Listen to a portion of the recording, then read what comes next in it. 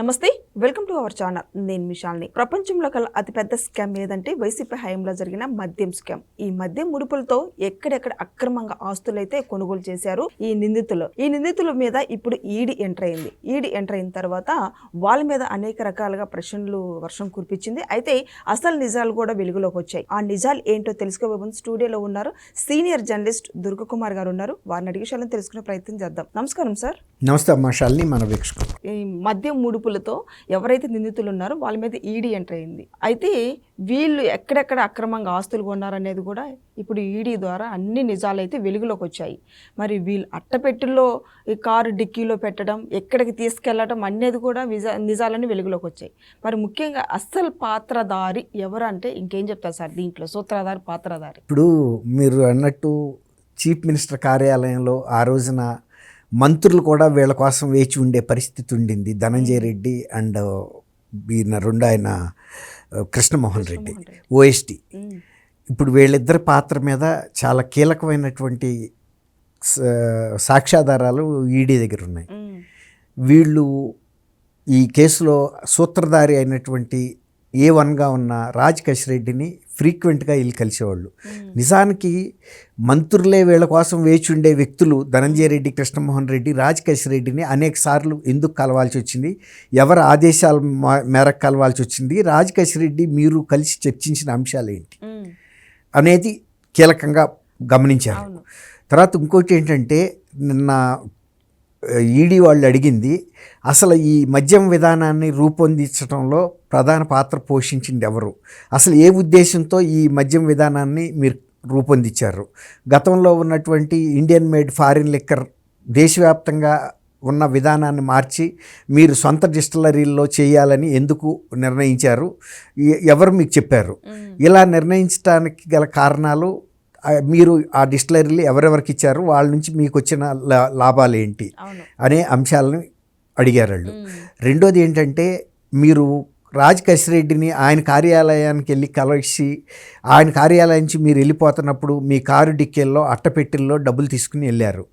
అనేక పర్యాయాలు జరిగింది ఇది. ఆ అట్టపెట్టెల డబ్బులు మీరు తీసుకున్నారా, మీరు ఎవరికన్నా ఇచ్చారా, ఆ ఇస్తే ఎవరికి ఇచ్చారు. రెండోది ఏంటంటే, కృష్ణమోహన్ని, ధనంజయ రెడ్డిని వాళ్ళు స్పెసిఫిక్గా మీరు కృష్ణమోహన్ రెడ్డిని అయితేనేమో మహేశ్వరం దగ్గర బాన్సువాడలో మీరు పొలాలు కొన్నారు మీ కోడల పేరుతో భారీగా. ఆ డబ్బులు ఎక్కడి నుంచి వచ్చినాయి, ఫలానా సర్వే నెంబర్లో మీరు పొలాలు కొన్నారు, వాటికి సంబంధించిన డాక్యుమెంట్లు పట్టుకురమ్మని ఆయన ముందే నోటీసులు చెప్పారు. కానీ ఆయన చాలా నిర్లక్ష్యంగా ఏమీ చేతులు ఒప్పుకుంటే వెళ్ళాడు. తీసుకురమ్మన్న డాక్యుమెంట్స్ అన్నీ తీసుకెళ్లాల్సిన బాధ్యత ఆయన మీద ఉంది. తీసుకెళ్ళపోయినప్పటికీ కూడా అవి అక్కడ పక్కన పెట్టి బ్యాంక్ స్టేట్మెంట్లు, వీళ్ళ కుటుంబ సభ్యులకు సంబంధించిన ఆస్తులు ఎక్కడెక్కడ ఉన్నాయి అనేది అడిగారు. వాళ్ళ దగ్గర ఉన్న ఇన్ఫర్మేషన్ చూపించారు. తర్వాత వీళ్ళ లావాదేవీలు, ఆర్థిక లావాదేవీలు ఎక్కడెక్కడ చేశారు, ఏ బ్యాంకుల ద్వారా ఎంత డబ్బులు వీళ్ళకి జమ అయినాయి, వీళ్ళు ఎవరికి పే చేశారు, దానికి గల కారణాలు ఏంటి, అట్లాగే ఈయన ధనంజయ రెడ్డి కూడా ఇలాగే నెల్లూరు జిల్లా ముత్తుకూరు ప్రాంతంలో చాలా భారీగా పొలాలు కొన్నాడు, కుటుంబ సభ్యుల పేరు మీద కానీ ఇంకా బినామీ పేర్ల మీద. వాటికి సంబంధించినటువంటి సర్వే నంబర్లు కూడా వాళ్ళు ఇచ్చారు, ఏ రెవెన్యూ గ్రామాల్లో కొన్నారు, వాటికి సంబంధించిన ఇవన్నీ కూడా. తర్వాత వీళ్ళకి సంబంధించిన పిల్లల ఆస్తులు, తర్వాత కుటుంబ సభ్యుల ఆస్తుల గురించి అడిగారు. అలాగే ఈశ్వర్ కిరణ్ కుమార్ అనే వ్యక్తి కూడా ఈ కుంభకోణంలో చాలా సూత్రధారి, అతనికి సంబంధించిన ఆస్తులకి కూడా వివరణ అడిగారు. తర్వాత బూనేటి చాణక్య ఈ డెన్నల్ నిర్వహించడంలో చాలా ప్రధాన పాత్ర వహించాడు. ఇతను మెయిన్ దీని నుంచి అనేక సార్లు చివిరెడ్డి భాస్కర్ రెడ్డికి వీళ్ళకి కూడా భారీగా డబ్బులు వార్ రూమ్కి పంపించాడు. ఇవన్నీ కూడా ప్రస్తావనకు వచ్చినాయి. తర్వాత కృష్ణమోహన్ రెడ్డి ఆ పత్రాలు తీసుకురాలేదు కాబట్టి మళ్ళీ మీరు ఇంకొకసారి ఆ భూములకు సంబంధించి మీరు మహేశ్వరం దగ్గర కానీ బాన్సువాడ దగ్గర ఇంకా ఎక్కడ కొన్నారో చెప్తూ వాటికి సంబంధించిన డాక్యుమెంట్లను తీసుకుని ఇంకోసారి కూడా హాజరు కమ్మన్నారు. అందుకే నిన్న ఆయన అక్కడ ఆగకుండా పరుగునెళ్ళి రోడ్డు మీద వెళ్తున్న ఆటో ఆపి దాంట్లోకి దూకి వెళ్ళిపోయాడు. ఎందుకంటే ఆయనకి బాగా స్ట్రాంగ్ డోస్ అయితే పడింది. ఈ మొత్తం వ్యవహారాన్ని నిన్న ఈడీ ముఖ్యంగా ఎక్కువ ధనంజయ రెడ్డి, కృష్ణమోహన్ రెడ్డి మీద, తర్వాత బూనేటి చాణక్య మీద బాగా ఇచ్చేశారు. తర్వాత ఈ రాజకేశ్వర రెడ్డికి సంబంధించిన వ్యవహారాల్లో మీరు అన్నిసార్లు ఆయన్ని వ్యక్తిగతంగా కలవాల్సిన అవసరం లేదు. మీరు ఒక సీఎంఓ కార్యాలయంలో ఉన్నతాధికారులు.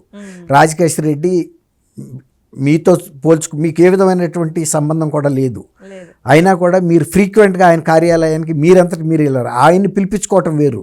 ఆయన్ని పిలిపించుకుంటే ఈ డబ్బు బాక్సులు ట్రాన్స్ఫర్ అయ్యే అవకాశం తక్కువ. ఎందుకంటే వీళ్ళు వెళ్ళినప్పుడు ఇద్దరు కారుల్లో పెట్టుకుని వెళ్ళటం అనేది వాళ్ళకి అవగాహన వచ్చింది.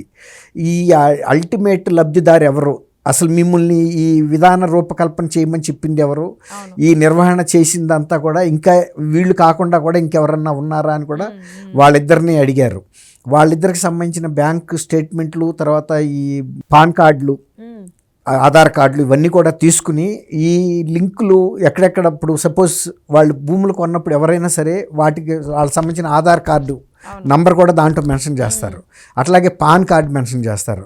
ఇట్లా వీటిని కొట్టగానే కూడా ఎక్కడైనా వీళ్ళు ఎక్కడెక్కడ భూములు కొన్నారు ఏంటి అనేది అన్నీ తెలుస్తాయి. రెండోది మేజర్ బ్యాంక్ ట్రాన్సాక్షన్స్ అప్పుడు కూడా వీటికి లింక్ చేశారు. ఇప్పుడు అట్లా ఈడీ వాళ్ళు నిన్న అంత కార్నర్ చేయబట్టే వాళ్ళు ఫేస్ చేయలేకుండా, తట్టుకోలేకుండా కూడా అక్కడి నుంచి వెళ్ళిపోవాల్సిన పరిస్థితి వచ్చిందనమాట. అది కాబట్టి ఇప్పుడు గతంలో లాగా కాకుండా ఎక్కువ టైం అయితే పట్టదు. తొందరగానే కృష్ణమోహన్ రెడ్డిని, మళ్ళీ ధనంజయ రెడ్డిని కూడా వీళ్ళందరినీ, బూనేటి చాణక్యని కానీ, తర్వాత ఇతను ఈశ్వర్, తర్వాత ఇంకొక ఆయన నాయుడు, వెంకటేష్ నాయుడు కూడా చాలా సీరియస్గా పట్టుకున్నారు. ఎందుకంటే వెంకటేష్ నాయుడు చెవిరెడ్డికి అత్యంత ప్రధానమైన అనుచరుడు.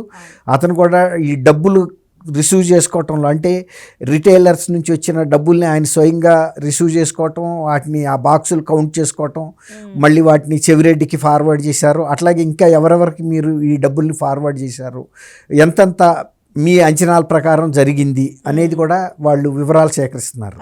కాబట్టి నేను అనుకోవటం వితిన్ 1 month లోపల వాళ్ళు ఫైనల్ ఛార్జ్ షీట్ కూడా వేసేస్తారు వీళ్ళకి సంబంధించి. వీళ్ళ అరెస్టులు కూడా జరిగే అవకాశం కూడా ఉంది. ఎందుకంటే వీళ్ళు అనుకున్న దానికన్నా కూడా వీళ్ళు బినామీ ఆస్తులు, తర్వాత వీళ్ళ పేరు మీద కొన్ని ఆస్తులు కానీ కొన్నారు.